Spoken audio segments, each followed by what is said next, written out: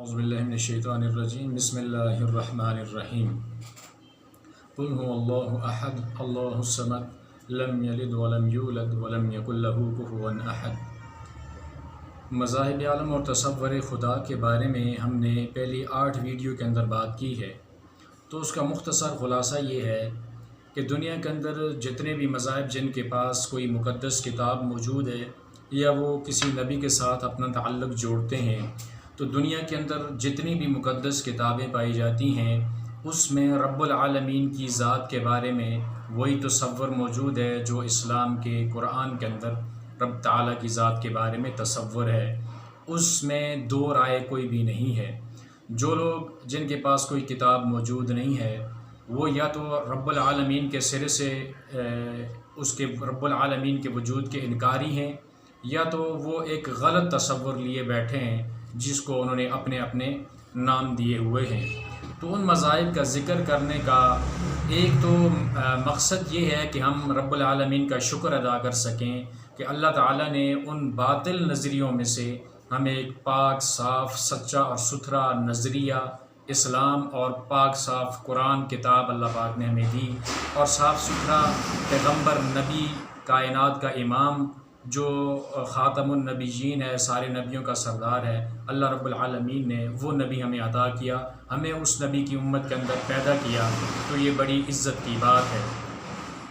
لیکن باوجود اس کے کہ ہمارے پاس رسول اللہ صلی اللہ علیہ وسلم سب نبیوں سے اعلیٰ نبی ہمارے پاس موجود ہے، سب کتابوں سے اعلیٰ کتاب قرآن پاک ہمارے پاس موجود ہے، رب العالمین کی ذات کا سب سے اعلیٰ تصور اسلام کی اس کتاب قرآن پاک کے اندر موجود ہے، لیکن پھر بھی ہم میں سے بعض نام نہاد اپنے آپ کو مسلمان کہلانے والے وہ پھر رب العالمین کی ذات کے بارے میں ایسے نظریات کے حامل ہیں یا ایسے ان کے عقیدے ہیں کہ جو اسلام سے قرآن سے سراسر ٹکراؤ رکھتے ہیں، ان کا اسلام سے کوئی بھی تعلق موجود نہیں ہے۔ تو رب العالمین نے قرآن پاک کے اندر 2 طرح کے طریقے استعمال کیے ہیں اپنی ذات کا تعارف دنیا کے سامنے پیش کرنے کے لیے۔ ایک اللہ نے جو پہلا طریقہ رب العالمین نے استعمال کیا ہے، وہ میرے اللہ نے انسان کو یہ دعوت دی ہے کہ کائنات کے اندر میری پھیلی ہوئی قدرت کی نشانیوں کو دیکھ تو صحیح کس طرح میں نے اتنا بڑا آسمان بغیر ستونوں کے کھڑا کر دیا، پھر میں نے اس زمین کو کس طرح بچھا دیا، بڑے بڑے پہاڑوں کی میخیں بنا کر میں نے اس کے اندر کس طرح گاڑ دیا، پھر میں نے کس طرح زمین کا سینہ چیر کر تیرے کھانے پینے کے لیے ہر ایک چیز کو پیدا کر دیا۔ یہ تو کائنات کے اندر جس چیز کی طرف بھی تو دیکھے گا، وفی کل شیء لہ آیۃ تدل علی انہ الباری واحد، کہ کائنات کی جس چیز کے اوپر بھی غور و فکر کرے گا تجھے آخر یہ پتہ لگے گا کہ وہ جو رب ہے وہ اکیلا اللہ ایک ہی ذات ہے، اس کے ساتھ اس کا کوئی بھی شریک نہیں ہے۔ ہر چیز بول بول کے گواہی دے کے تجھے بتائے گی کہ رب العالمین کی ذات ایک ہے۔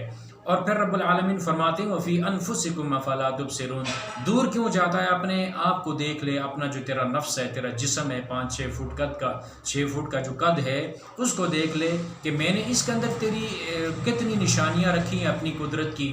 دیکھ تو صحیح، جب کھانے پینے کی چیز تیرے سامنے آتی ہے تیرے منہ کے اندر پہلے سے پانی آ جاتا ہے۔ یہ پانی کہاں سے آتا ہے؟ یہ تیرے نظام کا سب سے پہلا سٹیپ ہے۔ اس پانی کی مدد سے رب العالمین تیری خوراک کو ہضم کرتے ہیں۔ کون ہے وہ ذات جس نے پہلے ہی اس چیز کو، پہلے ہی تیرے جسم کو بتا دیا کہ اس پانی کو پیدا کرنا شروع کر دے، پھر تو کھانے کے لیے رب العالمین نے تیرے منہ کو کھانے کے لیے بنایا، کھاتا بھی اسی منہ سے ہے، پیتا بھی اسی منہ سے ہے۔ دن کے اندر کیسی ہزاروں چیزیں، مشروبات، کھانے پینے، فروٹ پھل اسی راستے سے تجھے نیچے معدے کے اندر جاتے ہیں۔ لیکن کون ہے وہ ذات جو ہر ایک چیز کو الگ الگ کر کے جسم کے حصے کو جسم کے اندر پہنچا کے، خون کے اندر پہنچا کے، جسم کی ویسٹ پروڈکٹ کو اللہ رب العالمین نے نکالنے کے لیے 2 راستے بنا دیے۔ کھانے کے لیے ایک ہے لیکن جسم سے نکالنے کے لیے 2 راستے بنا دیے۔ ہر چیز کو الگ کرنے والی ذات کون ہے؟ پھر تیرے جسم کے اندر جو تیرا جسم کا نظام ہے اس کو ایک جگہ سٹیبل کرنے والی ذات کون ہے، تیرے جسم کو انگ انگ جوڑ جوڑ کو بنایا کس طرح رب العالمین نے، وہ وقت تجھے یاد نہیں ہے؟ سورۃ الدہر میں رب العالمین نے فرمایا جب کہ تیرا ذکر بھی اس کائنات کے اندر موجود نہ تھا تو رب العالمین نے تجھے فجعلناہ سمیعا بصیرا، اللہ نے تجھے سماعت بھی دی، تجھے بصارت بھی دی، سارا کچھ جب رب نے کیا ہے تو پھر جب اس نے پیدا کر دیا ہے تو پھر اس کے ساتھ تو یہ تصور کرنے لگا ہے کہ مجھے اولاد کوئی اور دے گا، میری مصیبتیں کوئی اور ٹالے گا۔ تجھے جب بنایا تو رب العالمین نے، جب تیرا وجود نہ تھا، عدم سے اللہ نے تجھے وجود بخشا، پھر جب تو بڑا ہو گیا، تیرے بازو میں قوت آ گئی تو رب کی ذات پہ شک کرنے لگا، اتنی جرت تیری کہاں سے آ گئی ہے بندے؟ رب العالمین نے جو دوسرا طریقہ قرآن پاک کے اندر استعمال کیا ہے، وہ رب العالمین نے فرمایا کہ میرا جو قرآن ہے، میری آیات ہیں، اس قرآن کو پڑھ، جب اس قرآن کو تو پڑھے گا تو رب العالمین کا تعارف حاصل ہوگا، اور جتنے بھی باطل نظریے، باطل عقیدے ذہن کے اندر، دل کے اندر چھپے پڑے ہیں، وہ سارے کے سارے یہ قرآن صاف کر دے گا اور تجھے اس خدائے واحد کی پہچان کروائے گا کہ جو رب کائنات کا خالق، مالک، اور خاص کر جو تیرا خالق اور تیرا مالک ہے جس نے تجھے پیدا کیا ہے۔ رب العالمین نے اپنے تعارف کے لیے سب سے جو بڑا تعارف پیش کیا ہے وہ سورۃ الاخلاص ہے، اسی لیے اس کو ایک تہائی قرآن کے برابر کہا گیا ہے کہ جب آپ ایک بار اس کو پڑھتے ہیں تو یہ آپ سمجھو 10 پارے آپ نے تلاوت کر لی، 3 مرتبہ پڑھنے سے پورے قرآن کے برابر آپ کو ثواب مل گیا۔ رب العالمین کی ذات کا تعارف ہے، قل هو اللہ احد، اے نبی کہہ دیجئے کہ وہ اللہ ایک ہے۔ اب یہ قرآن پاک کی یہ جو آیت ہے، یہ دنیا کے اندر تمام جتنے بھی باطل مذاہب ہیں جو رب العالمین کو 3 مانتے ہیں، جو عیسائیت کے جو 3 فرقے میں نے آپ کو پیچھے بتائے ہیں، ویڈیو اگر آپ نے سنی ہے تو اس کے اندر ٹرینٹی کا عقیدہ ہے کہ 3 تن مل کر ایک اللہ بناتے ہیں، گاڈ ہے، جیزس کرائسٹ ہے، اور ہولی اسپرٹ ہے یا ہولی گوسٹ ہے، یا وہ مریم علیہ السلام کو بھی وہ رب العالمین کی معاذ اللہ بیوی بنا کر وہ 3 تن بنا لیتے ہیں، یا وہ عیسیٰ کو اللہ کا بیٹا کہہ کر کہ گاڈ ایک ہے، وہ اس کے پیچھے جو ہے اللہ رب العالمین کا جو جیزس کرائسٹ اس کا بیٹا ہے، وہ خدا کے کاموں کے اندر شریک ہے۔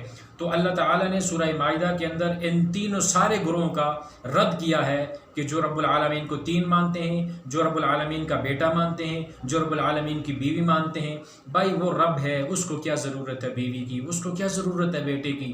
وہ کائنات کا خالق، مالک، رب ہے، وہ اکیلا ہے، اس کا کوئی بھی دوسرا تن موجود نہیں ہے، وہ اکیلا ہے، بس اللہ الصمد، وہ بے نیاز ہے، بے نیاز اتنا کہ ساری کائنات اگر اس کی عبادت کرنے لگ جائے تو اس کی بادشاہی کے اندر کوئی بھی اضافہ نہیں ہوتا، اور ساری کائنات بغاوت پہ اتر آئے تو اس کی بادشاہی میں ذرہ برابر بھی کمی نہیں آتی، وہ ایسا بے نیاز ہے کہ رب العالمین اگر ساری کائنات کو تہس نہس بھی کر دے تو اسے کوئی بھی پرواہ نہیں ہے۔ وہ اللہ الصمد، لم یلد ولم یولد، نہ ہی وہ کسی کی اولاد ہے اور نہ اس کی کوئی اولاد ہے۔ جو لوگ رب العالمین کی اولاد مانتے ہیں وہ لوگ جو ہے ظاہر گمراہی کے اندر ہیں۔ اللہ سارے باطل عقیدوں کا، باطل نظریات کا، باطل مذاہب کا اس قرآن پاک کی صورت کے اندر بالکل رد کر دیتے ہیں، وَلَمْ يَكُنْ لَهُ كُفُوًا أَحَدٌ۔ اور اس آیت کے اندر تمام وہ فکریں موجود ہیں، تمام وہ عقیدے موجود ہیں جو لوگ یہ سمجھتے ہیں کہ رب العالمین کی ذات کے جتنے بھی کام ہیں اس میں سے بعض کاموں کے اندر، مخلوقات کے اندر بھی تصرفات موجود ہیں۔ تو یہ قرآن پاک کی یہ صورت ان سارے باطل مذاہب کا، باطل نظریوں کا رد کرتی ہے۔ پھر اسی طرح رب العالمین نے آیت الکرسی کے اندر سورۃ البقرہ کی جو آیت نمبر 55 ہے، 255 ہے، اس کے اندر رب العالمین نے کیا فرمایا؟ اللہ لا الہ الا هو الحی القیوم۔ رب العالمین نے وہاں پہ اپنی عبادت کا کہا ہے کہ الہ وہ ہے، اللہ ذوالجلال والاکرام وہ ذات ہے جو زندہ بھی ہے، جو قائم ہے، جس کو اونگ بھی نہیں آتی، نیند بھی نہیں آتی، اور اسی کے لیے جو کچھ آسمانوں کے اندر ہے، جو زمینوں کے اندر ہے۔ مالک بھی اللہ ہے، ملک بھی اللہ ہے۔ مالک اور ملک یہ 2 عربی زبان کے لفظ ہیں۔ مالک کا مطلب ہے اونر، کہ کائنات کا مالک بھی اللہ ہے، اور ملک کنگڈم بھی اسی اللہ کی ہے، بادشاہی بھی اسی اللہ کی ہے، حکم بھی اسی کا چلتا ہے، کائنات کی ہر چیز بھی اسی کی ہے۔ تو یہ کائنات کے نظام کو، زمین و آسمان کے نظام کو جو ذات تھامے ہوئے ہے وہ اللہ رب العالمین کی ذات ہے، اور اس کو اس کائنات کا جو نظام ہے اس کو تھامتے ہوئے کوئی بھی اکساہٹ یا کوئی بھی کسی قسم کی تھکاوٹ نہیں پہنچتی۔ وہ رب العالمین ذات جو بلند ہے، عظمت والا ہے۔ تو یہ آیت الکرسی کے اندر جتنی بھی رب العالمین کی صفات بیان کی گئی ہیں، کیا کائنات کے اندر ایسی صفات کسی اور کی موجود ہیں؟ یا جو حی نہیں ہے، جو ہمیشہ زندہ نہیں رہتا، وہ الہ نہیں ہو سکتا؟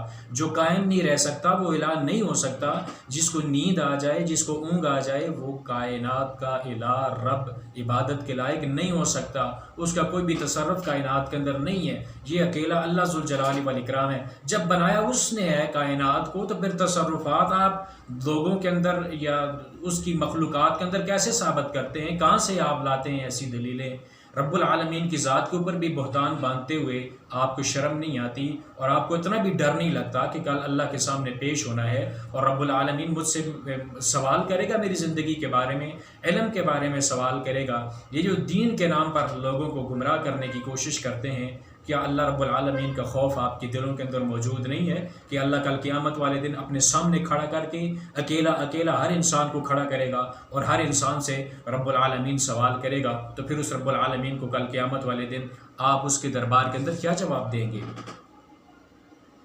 اسی طرح رب العالمین نے سورۃ البقرہ کی آیت نمبر 21 کے اندر فرمایا، ایھا الناس اعبدوا ربکم الذی خلقکم والذین من قبلکم لعلکم تتقون، اے لوگو اپنے اس رب کی عبادت کرو جس نے تمہیں پیدا کیا ہے، اور صرف تمہیں بھی نہیں پیدا کیا بلکہ تمہارے جتنے بھی آباء و اجداد ہیں نا، ان کو بھی پیدا کیا ہے۔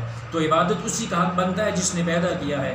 تو اگر تمہیں اور تمہارے آباء و اجداد کو اس رب نے پیدا کیا ہے، تو جب تمہیں آگے اولاد چاہیے ہوتی ہے تو کہتے ہو کہ ہمیں فلاں پیر دے گا، فلاں جو ہے وہ گدی نشین ہمیں اولاد دے گا۔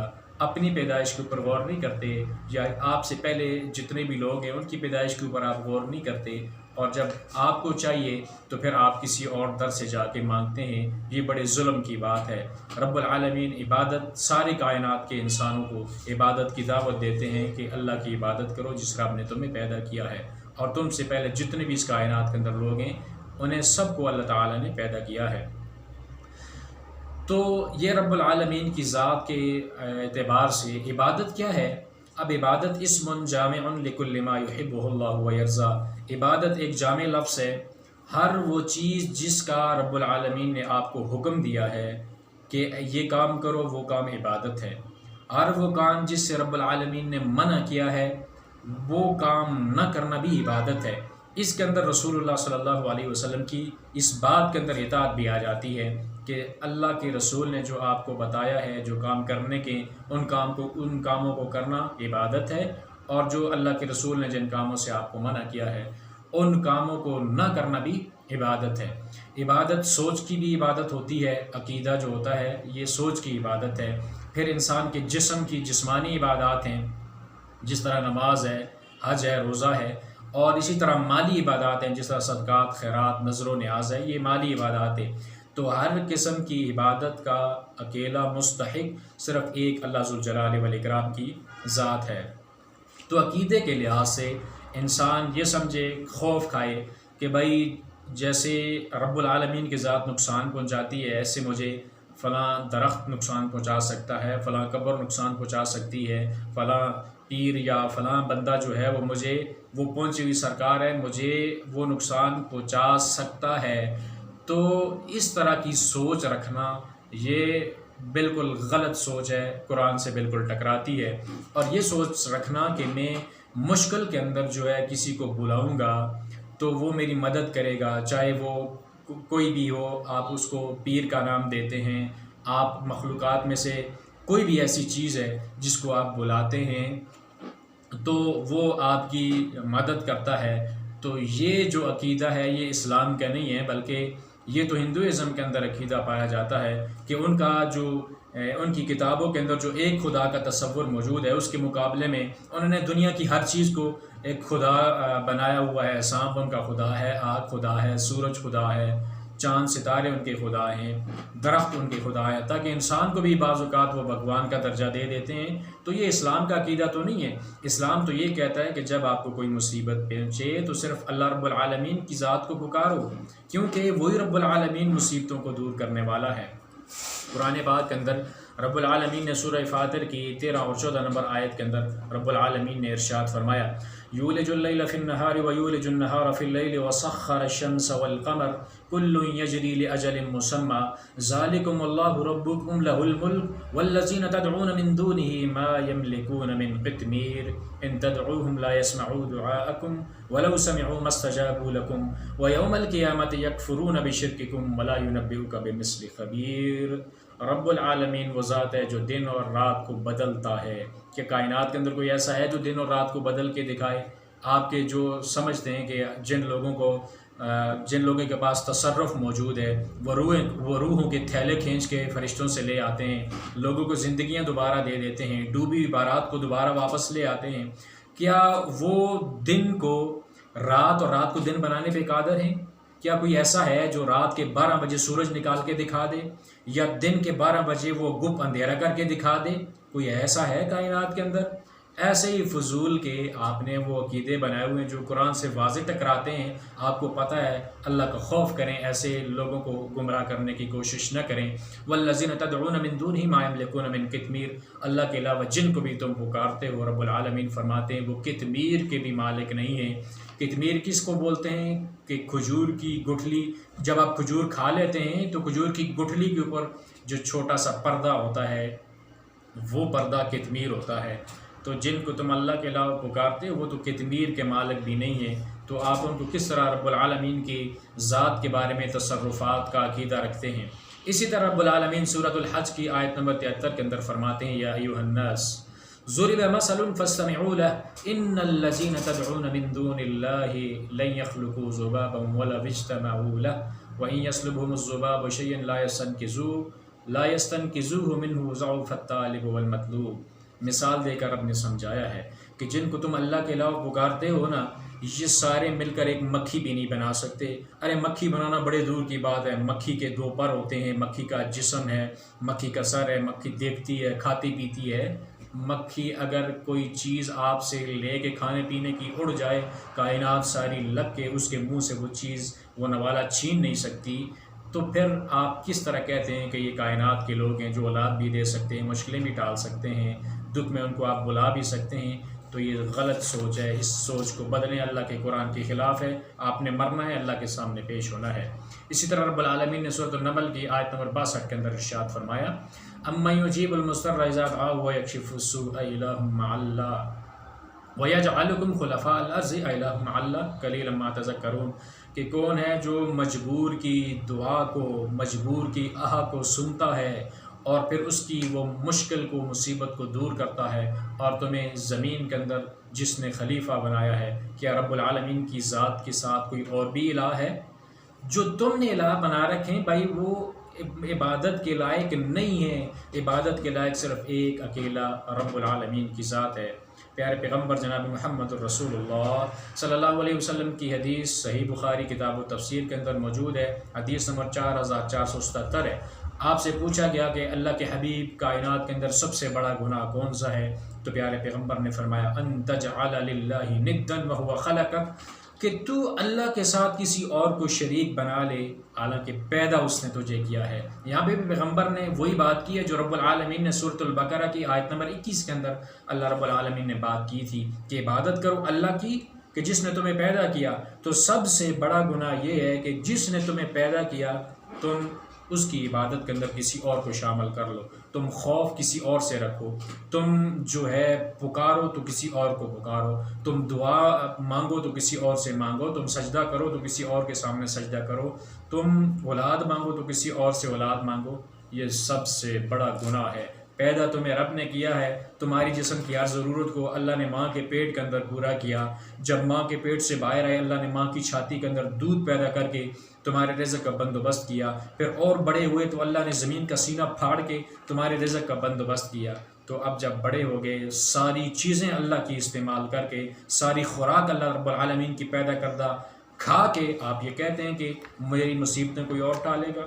الیاذ باللہ، کتنی بے وفائی ہے رب العالمین کی ذات کے ساتھ۔ اور یہ تو وہ لوگ بھی، اگر اللہ کے نبی بھی اس بات پہ کمپرومائز کر لیتے، اسلام کے اندر دو رائے تو نہیں ہے اللہ کے بارے میں. اگر دو رائے ہوتی تو پیغمبر کو پتھر نہ پڑتے. طائف کی وادی میں پاک پیغمبر کے جسم سے وہ خوبصورت پاک لہو نہ نکلتا. آپ کی وہ جوتیاں مبارک خون سے تر نہ ہوتی. آپ کے گلے کے اندر چادر ڈال کے آپ کو کھینچا نہ جاتا. آپ کے بلال کو کوئلوں کے اوپر نہ لٹایا جاتا. مدینے کی گلیوں کے اندر نہ گھسیٹا جاتا. آپ کو اپنا شہر مکہ چھوڑنے پہ مجبور نہ کیا جاتا کہ جس کے لیے پیغمبر نے فرمایا تھا وہ مکہ مجھے تجھ سے بڑا پیار ہے، لیکن میں کیا کروں، مجھے تیرے رہنے والے رہنے نہیں دیتے. اس لیے پیغمبر نے اس مکہ کو چھوڑا ہے تو رب کی توحید کے لیے. اسلام کے اندر دو رائے نہیں ہے. اگر دو رائے ہوتی تو اتنی مصیبتیں نہ آتی.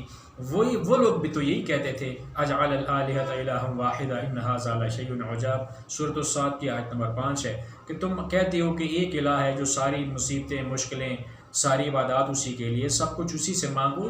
یہ بڑی عجیب بات ہے بھائی، یہ عجیب بات نہیں ہے. یہی تو اصل بات ہے جس بات کے لیے اللہ نے سارے پیغمبروں کو بھیجا ہے. سارے پیغمبروں کی جو مقدس کتب ہے، میں نے آپ کو پہلے بھی بتایا کہ اس کے اندر کائنات کی ذات کے، کائنات کا جو رب ہے اس کی ذات کے بارے میں وہی تصور ہے جو اسلام کا تصور ہے. دو رائے موجود نہیں ہے. پیدا کرنے والی ذات اللہ ہے، اولاد دینے والی ذات اللہ ہے. للہ ملک السماوات والارض یخلق ما یشاء یہب لمن یشاء اناثا ویہب لمن یشاء الذکور او یزوجہم ذکرانا واناثا ویجعل من یشاء عقیما. سورۃ الشعراء کی آیت نمبر 49 اور 50 ہے کہ پیدا کرنے والا، زمین و آسمان کی بادشاہی جب اللہ کی ہے تو وہ جو چاہے پیدا کرے، چاہے بیٹے دے دے، بیٹیاں دے دے، بیٹے بیٹیاں ملا کے دے دے، نہ بیٹے دے نہ بیٹیاں دے، بانجھ بنا کے رکھ دے. کون پوچھنے والا ہے بھائی اس کو؟ وہ تو کائنات کا رب ہے، اپنی مرضی کا مالک ہے. وہ اپنے حکم چلاتا ہے، کوئی اپنا حکم اس کے اوپر نہیں چلا سکتا. کوئی نہ اس کی برابری کرنے والا ہے، نہ اس سے کوئی زیادہ سخت ہے، نہ اس کے اوپر ہے، نہ کوئی اس کو مجبور کرنے والا ہے. اسی طرح جو مالی عبادات کے اندر نظر و نیاز ہے تو رب العالمین کی ذات کے لیے ہی کرنی چاہیے. صدقہ خیرات جو کچھ بھی ہو یہ اللہ کے علاوہ کسی اور کے لیے جائز نہیں ہے. جس طرح کے غلط عقیدہ سوچ جو ہے وہ ٹھیک نہیں ہے. مالی جو بدنی عبادات ہیں وہ اللہ کے علاوہ کسی اور کے لیے نہیں کی جا سکتی. اسی طرح مالی عبادات بھی اللہ کے علاوہ کسی اور کے لیے نہیں کی جا سکتی. غیر اللہ کے نام پہ نظر و نیاز یہ بھی اسلام نے حرام کی ہے. اس کے اوپر بھی کوئی دو رائے نہیں ہے. اسلام نے واضح طور پر بالکل صاف لفظ میں بیان کر دیا ہے. رب العالمین نے سورۃ البقرہ کی آیت نمبر 173 کے اندر ارشاد فرمایا انما حرم علیکم المیتۃ والدم ولحم الخنزیر وما اہل به لغیر اللہ فمن اضطر غیر باغ ولا عاد فلا اثم علیہ ان اللہ غفور رحیم. تو یہ جو یہاں پر رب العالمین نے ایک تو مردار حرام کیا ہے، خنزیر کا گوشت حرام کیا ہے، اور اللہ کے علاوہ کسی اور کے نام کے اوپر ذبح کی ہوئی چیز آستانے پہ، دربار پہ، کسی بھی بت کے سامنے ذبح کی ہوئی چیز جو ہے وہ حرام ہے. صرف اسلام کے اندر ہی حرام نہیں ہے بلکہ اگر آپ کے پاس کوئی بھی ایسے لوگ ہیں جو بائبل کا علم رکھتے ہیں، اگر نہیں بھی رکھتے تو میں آپ کو ریفرنس بتا دیتا ہوں. بائبل کی بک آف لیویٹیکس ہے، چیپٹر 17 ہے، ورس نمبر 15 ہے. بک آف ڈیٹرونومی ہے، چیپٹر 14 ہے، ورس نمبر 21 ہے. بک آف جینیسس ہے، چیپٹر 9 ہے، ورس نمبر 4 ہے. اسی طرح یہ جو چیزیں انما حرم علیکم المیتۃ، مردار، خنزیر کا گوشت، اللہ کے علاوہ کسی اور کے نام پہ ذبح کی ہوئی چیز، یہ ہندوازم کے اندر بھی حرام ہے. منوسمرتی چیپٹر نمبر 9 ہے، ورس نمبر اس کی 235، 255 اور 238 ہے. اسی طرح منوسمرتی کا چیپٹر نمبر 55 ہے، ورس نمبر 94 ہے، 94 نمبر. اسی طرح رگ وید بک نمبر 8 ہے، ہم نمبر 2 ہے، ورس نمبر 12 ہے. اسی طرح رگ وید بک نمبر 8 ہم نمبر 21 ہے، ورس نمبر 14 ہے. ان سارے ریفرنس کے اندر اللہ کے علاوہ کسی اور کے لیے کوئی بھی چیز ذبح کرنا، نظر و نیاز کرنا یہ حرام ہے. مال بھی اللہ کا دیا ہوا ہے، جسم بھی اللہ کا دیا ہوا ہے، سوچ اور فکر بھی اللہ کی دی ہوئی ہے. تو ان ساری چیزوں کو اللہ کے تابع کیجئے، یہی اسلام ہمیں حکم دیتا ہے. اسلام کے اندر کبھی بھی دو راہیں نہیں پائی جاتی، نہ ہی اسلام نے ایسی تعلیمات اپنے ماننے والوں کو دی ہیں. تو جو لوگ آپ کا عقیدہ رب تعالیٰ کی ذات کے بارے میں خراب کرتے ہیں، اسلام کا نام لے کر، اسلام پہلے خطبہ پڑھ کر، اسلام کا خطبہ پڑھ کر، بسم اللہ اعوذ باللہ پڑھ کر، اسلام کا خطبہ پڑھ کر، قرآن پاک کی آیات کو پڑھ کر، اس کی مفہوم مطلب کو بدل کر اپنی دکان کو چمکانے کے لیے اللہ کی ذات کے خلاف آپ کو کرتے ہیں. آپ ان کو صرف اتنا کہہ دیجئے، جو بندہ بھی آپ کو یہ کہتا ہے آپ اس سے یہ کہہ دیجئے وہ بندے تو نے مرنا ہے، رب العالمین کے سامنے پیش ہونا ہے، تجھے خدا کا واسطہ ہے تو صرف اتنا بتا دے، کیا یہ جو تو مجھے عقیدہ سکھا رہا ہے، کیا تجھے رب کے قرآن نے یہ بات سکھلائی ہے؟ کیا تجھے اسلام کے پیغمبر نے یہ بات سکھلائی ہے؟ کبھی بھی ایسا نہیں ہے کہ قرآن نے دو رائے اختیار کی ہوں یا اللہ کے نبی نے دو رائے اختیار کی ہوں۔ اسلام وہی مذہب ہے جو آدم علیہ السلام کا تھا، اور وہی اسلام مذہب ہے جو اللہ نے ساری انسانیت کے لیے چنا ہے۔ تو اسلام کے اندر دو رائے نہیں ہیں، اللہ کی ذات اکیلی ہے، وحدہ لا شریک ہے، اپنے کاموں کے اندر بھی وہ اکیلا ہے، کائنات کے جتنے بھی تصرفات ہیں اس نے اپنے کاموں کے اندر کسی کو بھی شریک نہیں کیا ہوا۔ یہ جو کام دنیا کے اندر رب العالمین نے فرشتوں کے ذمے لگائے ہوئے ہیں، یہ اس کا مطلب یہ نہیں ہے کہ رب العالمین وہ کام نہیں کر سکتا، بلکہ رب اپنی مرضی کے مطابق جو کچھ کرے کائنات کے اندر، اس کے تصرفات میں اس کی جو صفات ہیں وہ کائنات کے اندر کسی کی بھی نہیں ہے۔ لیس کمثلہ شیء وہو السمیع البصیر، اللہ جیسا کوئی بھی نہیں ہے، وہ اپنی مثال خود ہے۔ اللہ رب العالمین کی مثال کوئی نہیں ہے، نہ اس کی صفات کائنات کے اندر کسی اور کے اندر پائی جاتی ہے۔ تو اس لیے اللہ رب العالمین کی ذات کی پہچان ہر انسان کے لیے نہایت ضروری ہے۔ اس رب العالمین کی ذات کو پہچان لیجئے کہ رب العالمین کی ذات جب تک نہیں پہچانیں گے، آپ کو صحیح عقیدہ جب تک آپ کا نہیں ہوگا تو کوئی بھی عمل آپ کا قبول اللہ کے دربار میں نہیں ہوگا۔ رب العالمین کی ذات کو پہچاننے کے لیے سب سے بہترین کتاب اس کا قرآن پاک ہے۔ آپ قرآن پاک پڑھیں، اللہ کی قسم قرآن پاک آپ کے ذہن کے اندر جتنے بھی جہالت والے عقیدے پائے جاتے ہیں، جتنی بھی غلط سوچیں پائی جاتی ہیں، اس اللہ کا قرآن اس کو جڑ سے اکھاڑ کر پھینک دے گا، اور آپ کو وہ صاف ستھرا سچا عقیدہ آپ کے ذہن کے اندر ڈالے گا جو اللہ چاہتا ہے، جو اللہ کا رسول چاہتا ہے۔ تو قرآن پاک کو پڑھیے، رب العالمین کو پہچانیے کہ اس رب کی پہچان کے اندر زندگی ہے، اس رب کی پہچان کے اندر زندگی کا سکون ہے، دل کا دماغ کا سکون ہے، اور رب العالمین کی ذات کے بارے میں ہی قبر کے اندر پہلا سوال کیا جائے گا۔ تو اس رب کی پہچان جب آپ کریں گے تو آپ کو پتہ لگے گا کہ وہ رب جو ہے اس نے اپنی پہچان کروانے کے لیے اپنے رسول جناب محمد صلی اللہ علیہ وسلم کو اس کائنات کے اندر بھیجا ہے، جس نبی کے اوپر ایمان لانا کائنات کے ہر انسان کے اوپر حق ہے، اس لیے کہ اس نبی کی رسالت کائنات کے سارے لوگوں کے لیے ہے۔ وہ ایک الگ موضوع ہے، انشاءاللہ اس کے اوپر بھی بات کریں گے۔ پیارے پیغمبر کا ذکر دوسری مقدس کتب کے اندر، اور ساری کائنات کے ہر انسان کو اسی نبی کی رسالت ماننی پڑے گی، اس کے علاوہ کوئی چارہ آپ کے پاس موجود نہیں ہے آخرت میں اپنے آپ کو عذاب علیم سے بچانے کے لیے۔ تو اللہ تعالیٰ سے دعا ہے کہ رب العالمین ہمیں اپنی ذات کی صحیح پہچان کرنے کی توفیق عطا فرمائے، اور جو رب چاہتا ہے ہمیں اس کے مطابق عمل کرنے کی توفیق عطا فرمائے۔ وآخر دعوانا ان الحمد للہ رب العالمین۔